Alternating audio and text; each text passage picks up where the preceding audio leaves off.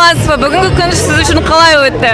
Саламатсыз. Мен үшін бүгінгі күн өте керемет өтті. Осы күн үшін 2 апта дайындалдым.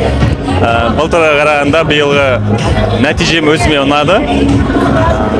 Өте жақсы жасалған. Организаторлар барлығын жасаған ұнады, керемет күшті.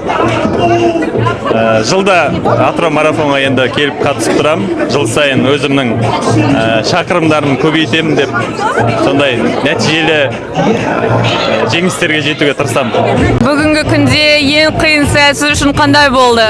Ең қиын сәт мен үшін соңғы кездері болды. Мәреге жақындаған кезде мен мәрені көріп тұрмын, бірақ өзім жүгіре алмаймын. Өзіммен өзім күресіп келдім.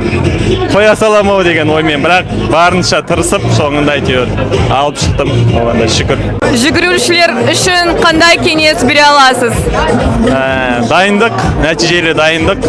Аптасына 3 рет кем дегенде дайындалсақ, осылай жүйелі түрде дайындалсақ, өз нәтижесін береді деп сенемін.